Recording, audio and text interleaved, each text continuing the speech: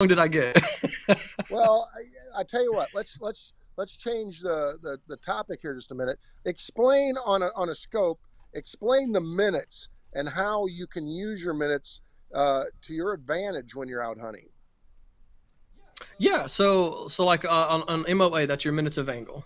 If your rifle scope is your windage and elevation adjustments are MOA, you can actually use those to, again, you do have to do, there's a lot more calculations of minute of angle, but if you know the yardage, you have to know the yardage, you have to know the distance. So let's just say, let's make it easy, let's just say it's at 100 yards, which is great because everything that we do is at 100 yards. So if it's 1/8 of an MOA or 1/4 of an MOA adjustment at 100 yards, then every time you click that adjustment, when you hear that little click or you feel that little click, that is one quarter or 1/8 of MOA. It'll say on the rifle scope. Typically, the longer distance rifle scopes are going to have a larger click, like a half MOA, and the shorter distance stuff is going to have like a quarter MOA. Um, so when you're looking at, say, if you're looking at a target at exactly 100 yards and you shoot, and you're shooting, say, an inch and a half to the right, then you know that you've got 6 clicks of adjustment to the left. Does that make sense? Or does that Yes, and help a little bit? so The same with, it's it's important that once your gun is sighted in, to zero out your yeah, turrets so that they're zeroed, and then however whatever you're shooting, and you can just, I mean, if you want to do it old school, you could just go to 200 and 300 or whatever increments and just figure out what your adjustments are and just remember that, and then you'll yes. always kind of know. And you have to remember that anytime you change ammunition, you do need to redo that chart. Just the changing of ammunition, honestly, like, people don't realize, you're changing the grain of the bullet or even the amount of powder, or just going from one brand to another. A lot changes. And maybe not so much at a 50-yard increment or a 100-yard increment, but I mean, if you shoot at 400 yards and you're comfortable shooting at 400 yards, and you're shooting a 124 grain bullet, and all of a sudden you jump to a 142, or whatever caliber you're changing to, but you change to a higher grain bullet, that bullet's going to drop faster. So you might be 4 inches off, at 400 yards. It could be further. I mean, especially with those bigger guns, like what you were talking about, those straight bores and smooth bores and shotguns, they typically drop really fast after 100 yards. So if you're changing the grain of that bullet, it could actually drop even and quicker at a shorter distance. So yeah, anytime you're making a change, always practice, practice, practice. Yep. I years ago I used to have on my muzzle loaders I had these big high powered scopes, and I found just like exactly what you're saying, a 1x6 is the ultimate scope on my muzzleloader and shotguns because of the field of Yeah. view, and I mean it's just a better scope for that Yep. gun. So I've been very happy with that. So let's talk about binos. There's all kinds of different prisms. There's Abbey Koning, there's BAK4, and so on and so forth. And there's less expensive and there's more expensive. Uh, so prisms are the reason that your binoculars are the quality that they are, and so not a lot of people understand that whole concept. They pretty much just know that I want an 8 power or a 10 power, and I want to go to the woods. But when you get to that low light and you're looking into dark Okay. pockets in the timber, and you want to be able to see those dark pockets with that 3D perception, there's binoculars for that, and maybe go into some detail on some of that stuff. Yeah, sure. As far as the binos go, I mean, most of the time you can see a difference in the quality of binos when you just look at one to the next. So what I always go to, and you've been to the shows, I mean, we go to the shows every year. So one of the things that a lot of people pick up on is what I do is I hand somebody a pair of binos, and I never tell them to turn around and look down the crowd or look down the aisle or whatever. I don't care about that, because all binos look pretty decently good in good light. That's right. You tell them to look in the dark places, like look up in the rafters. If they're out in the field, look at the tree lines. So if you want to see if your bino is really good, if it's like later in the evening and you're looking at a tree line, zoom in and try to focus on individual trees in that tree line. And what happens is the less quality of a bino, it can't. Basically, things start to fuzz out, and it can't individually focus on each one of those trees because it's losing the light quality. And your prisms, it's not a great prism, it's not great glass, so it's lowering the quality of light down to the point where you're not really getting that HD TV. Like you're not getting like a really high quality, high definition. When you get into the higher quality glass, you notice that everything looks sharper, crisper, clearer. So when you're looking in the low light situations, that's where like prisms and coatings, even the polishing of the glass can actually come in. But the more light transmission you get, when you're looking into those dark places, actually makes them seem brighter. So you look into a dark set of trees, and all of a sudden you realize that with this pair of binos, I can look at the trees and I can focus on every single tree deeper and deeper and deeper in there. And what happens is if you're looking at, like for me, I'm a big hunter, so like I love to deer hunt and turkey hunt. When I see a deer way off into the trees, um, and you're trying to see if that's a good deer or the deer that you're looking for, or maybe just trying to size up a deer, if your binos aren't really, really great, you can't focus on that deer.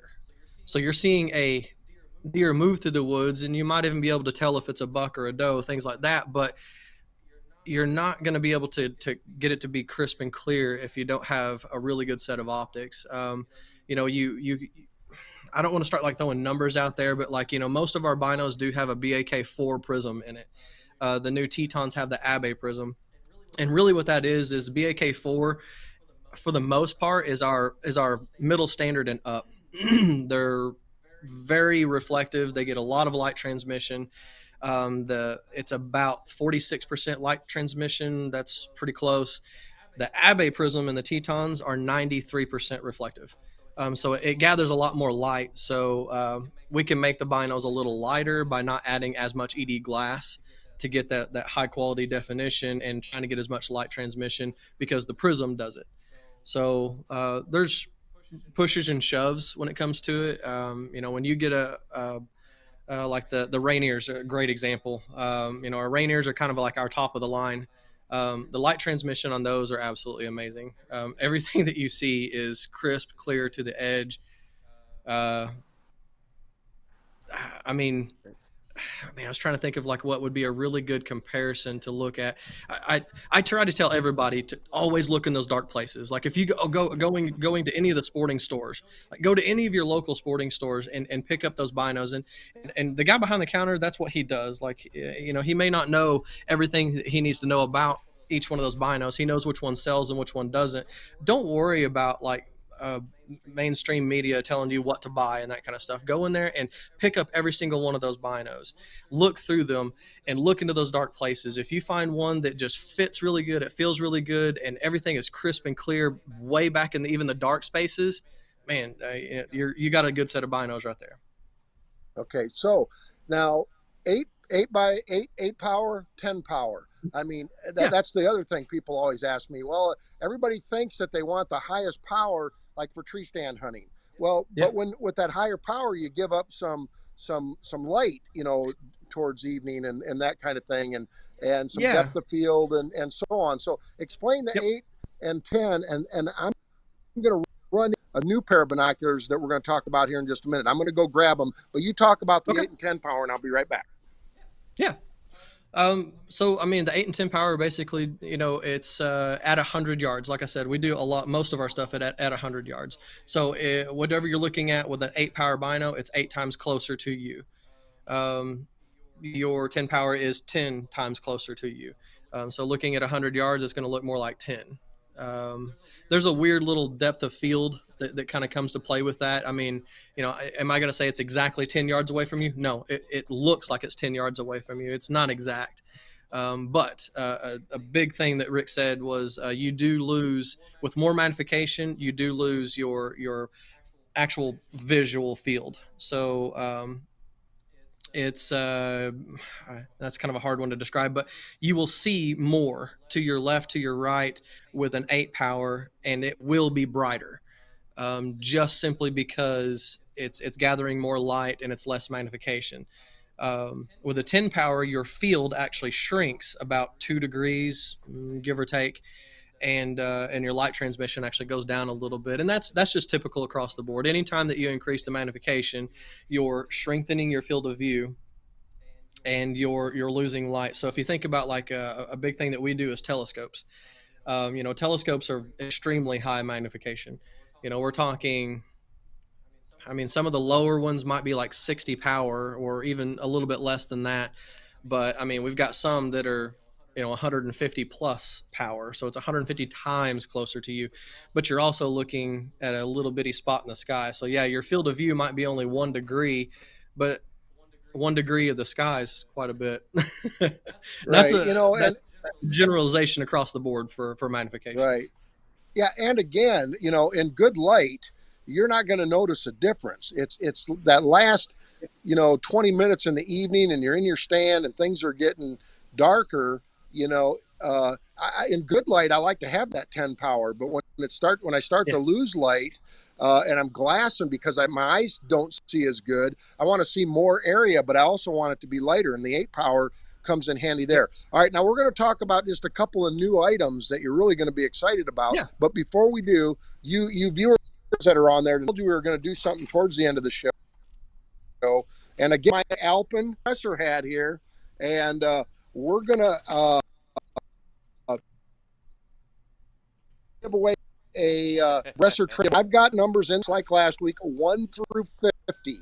1 through 50. So everybody that's on there, and just a note, Karen Dallas, lucky Karen, is not guessing tonight. She said she was. Yes. But anyways, 1 to 50, give a guess, and here in about 5 minutes, we're going to give away one of our Bresser trail cams. So, Lance, I'm pretty excited about this new item, and I've got one here in my hands.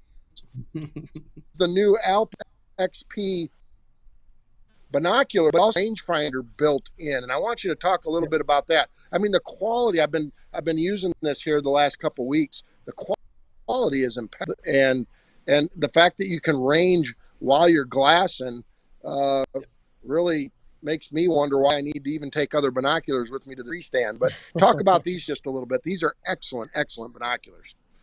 Yeah. So this is actually I brought a pair of my own too. So this is actually the carry case as well. So the carry case is really nice as well, and it's magnetic, so you don't have to worry about that real loud, Velcro or anything like that too. So anyway, the actual bino itself is one of the we're one of the only ED glass range finding binos on the market, and the range is for soft target, and that's something I kind of wanted to explain is soft target and hard target. So hard targets are also known as reflective targets. So if you're hitting the side of a building, um, or like a big sign, or I mean, you could say a solid tree is a reflective target, but if you're hitting like a hay bale or deer or something like that, those are soft targets. So it's a little harder for it to reflect off of.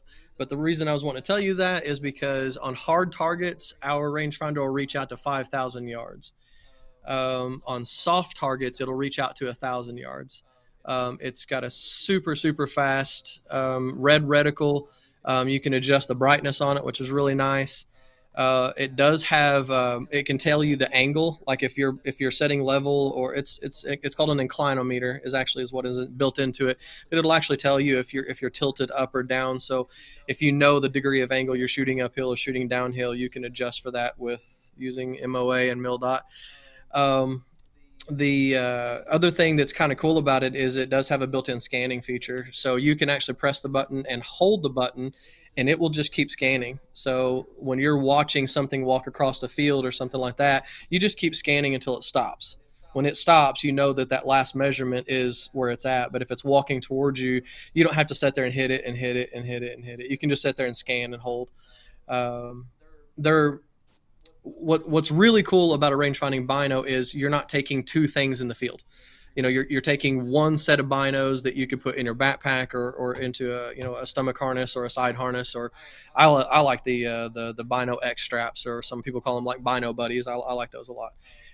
But it's just awesome because you only have the one instead of having a bino and a rangefinder. So you're looking at something with your binos, and now you have to reach for your rangefinder and pull that out and change over back and forth, and that can get daunting, especially as a bow hunter. I'm a big bow hunter, and having less stuff while I'm bow hunting means everything to me. I hate even carrying backpacks anymore.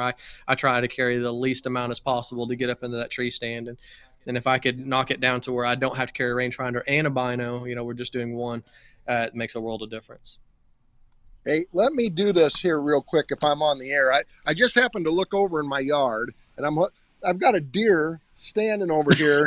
I don't know if you're seeing this, at about 15 yards, just over here, waiting for me to feed her. Can you see her? Have you ranged it?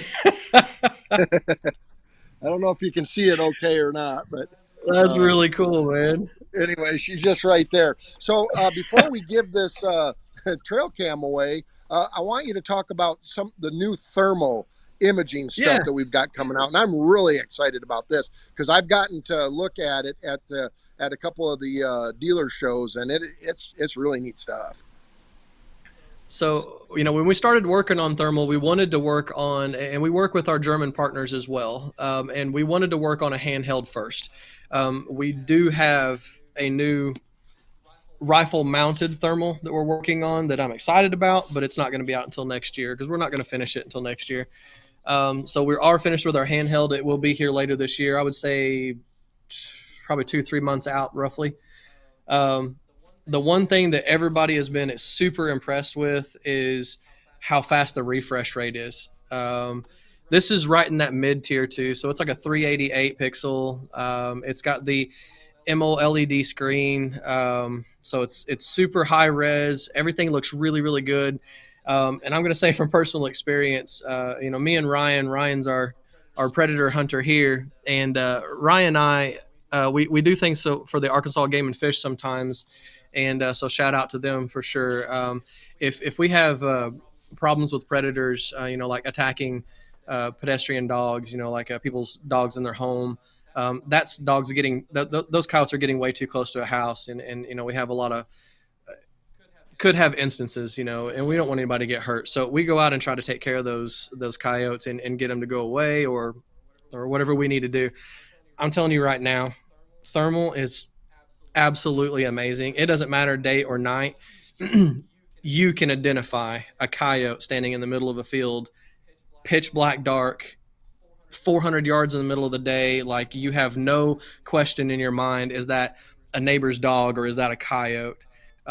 We've pretty much identified everything. We've seen, I've got some thermal imaging recordings of, and I don't think I have them with me, but of, armadillos walking right past me in the middle of the night. We got raccoons, we've got possums, coyotes, of course, deer. But it's absolutely awesome how clear you can actually see the object, and how good it feels to 100% identify your target. I mean, that is like the safest thing in the world for you to do, is identify your target before you pull that trigger, or identify your target before you move forward.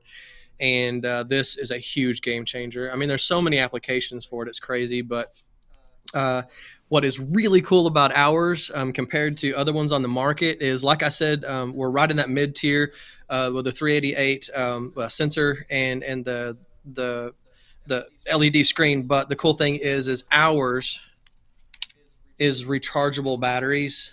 That is, like, you can buy new batteries, you can get new batteries. You don't have to send it in to have them take it all apart and change out an internal battery. Ours actually comes with 2 batteries and a charger.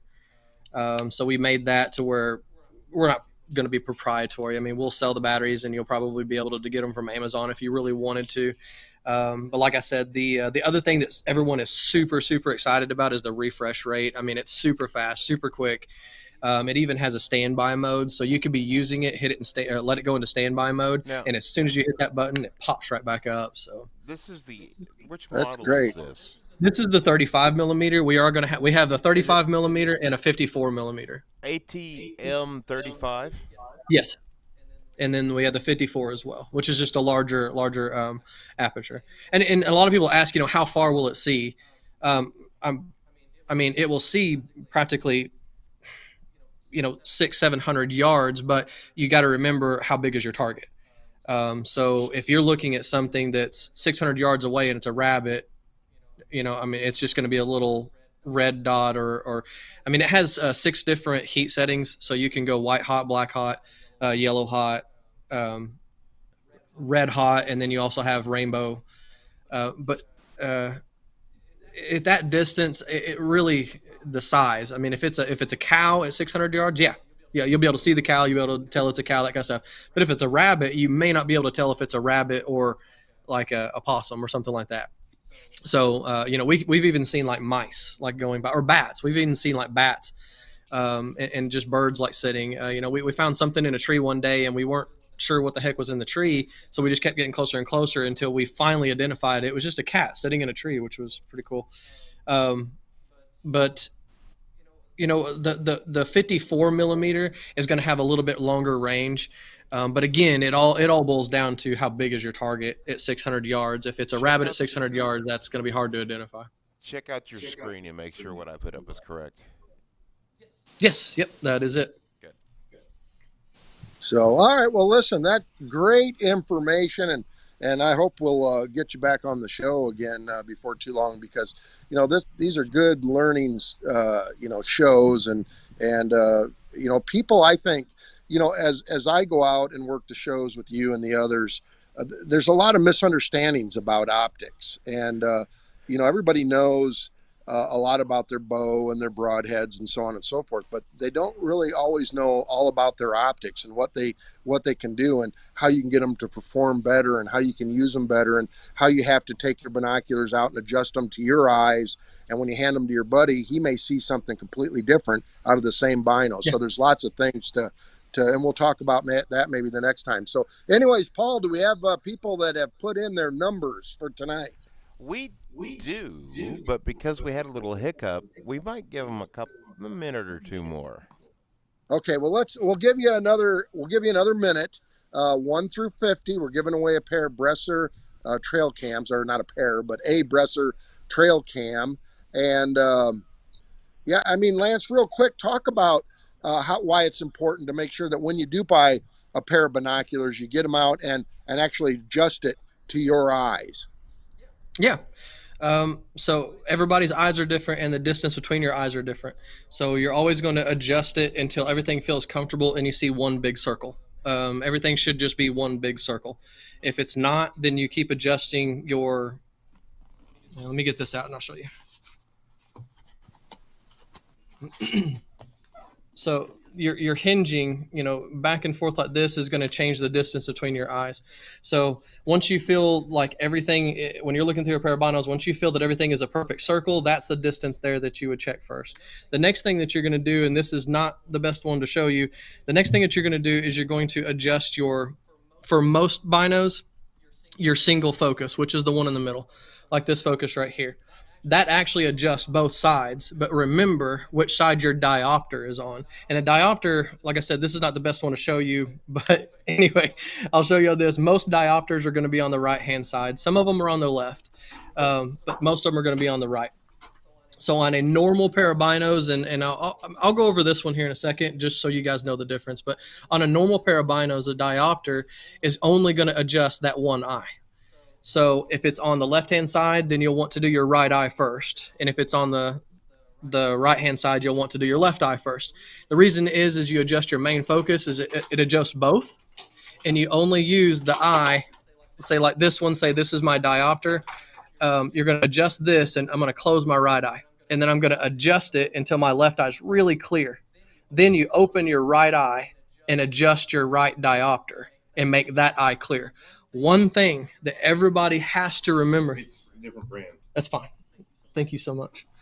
One thing to please remember is your eyes are optical instruments, and they autofocus. So when it looks really, really clear to you, close your eyes and reopen them. Give your eyes a second or two, because when you look through again, you'll notice a little bit of difference. That's how you fine tune your actual binoculars. It's the same thing when you go to the eye doctor. That's exactly what he's doing. I don't, if everybody's been to the eye doctor, they always tell you, does this look better or does this look better? The reason he's doing that is he's causing your eye to focus back and forth. And when it quits having to focus, then he knows that that is the lens that's best for your eye. It's the exact same thing when you're looking through a pair of binos. You close your eyes, and when you reopen, if it's still a little bit off, you just make that little bit of adjustment. Same thing with your diopter. You'll just use your right eye, and you're going to adjust that until it looks clear. But close your eye and let your eye rest for a second and then reopen it. Once you get it set to you, then the only thing you'll ever have to adjust is this middle one, and that's only for distance. So if you're looking at something close, you would adjust this for like being like really, really clear right here. And then, like I said, when you look out really, really far in that distance and you're looking into those trees, you can adjust on every single one of those trees, and you'll actually see the difference in distance of every single one of those trees. And if you get a good set of binos, a really good set of quality optics, every single one of those trees are going to look sharp and crisp and clear. Now, Rick, is it cool if I just go over this really quick? I just wanted to explain the difference. Absolutely. So on these binos, I want everyone to remember that this looks like it actually has two diopters. It does not. The left on this is a diopter. The right is actually focusing your eye to your LED screen, which is what your LED display. So Rick, when you look and you see the numbers on that screen, that's what your right eye focuses to. So you can adjust that to make your numbers on your screen look really, really clear, but that's all that this one adjusts on the right-hand side. On the left-hand side, that's your diopter. So on this pair of binos that we sell, this you would focus with your right eye first, and then you're going to adjust your left eye diopter. So like I said, this one's a little bit different because there's an actual built-in screen inside here that shows you that LED display. And that right there just focuses on your LED display. So I don't want people to get confused on that whenever I say left diopter, right diopter. Yep, I just set mine up, and man, they're gold. Okay, all right. So Paul, by now everybody's got their numbers in. Yep. I've got my Alpenbresser Pro Staff hat right here, and I've got 1 through 50 in the hat. I'm going to give my number. I'm going to give my number as you get 1. no number. You get I get 0. number you 1. You get 1. Well, I'm going to make sure it's not number 1. If I call 1, we're in trouble. All right.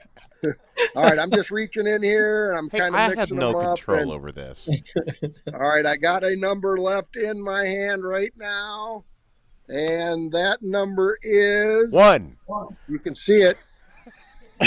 18. 18. All right. 18. So we've got... it is not 81. I can tell when I write upside down. So it is 18. Hit. Maggie Loveland got 20. John Dallas, 37. Brett Doherty got 25. Kimber got 40. But Billy Burris got number 19. Oh, wow. 19. Is he the closest then, I'm assuming? Yep. Sweet. All right, That's Billy awesome. Burris has won himself a Bresser trail cam, and this is the time of the year you need them. Right now is the time you're putting them up. So Billy, send me I think you're on my Facebook page. Send me your info, and we'll get those out to you right away. But anyway, hey Lance, great having you on the show again. And you and I have gotten to hunt together, tell any hunting stories, but next time we'll talk some hunting stories. And I've got maybe next week, I'm not sure yet, but maybe next week, a mutual friend of ours, Dieter Kabath, who is a phenomenal elk caller and just a down good old guy. I've worked with him for years, and you've gotten to hunt with him, and he'll be a great guest. So I'm hoping I'll have him on next week. He's at the RMEF show right now. So, but anyways, Lance, I appreciate you helping me out tonight. No problem. So, but folks, it's dinner time. We ran a little late tonight, but we started a little late. So we had a lot of information we wanted to share with you. So I hope everybody enjoyed the show. I certainly did. Next Wednesday could be Dieter, not 100% sure. We'll figure it out. But thanks for watching On the Hunt with Alp Optics. Good night, everybody.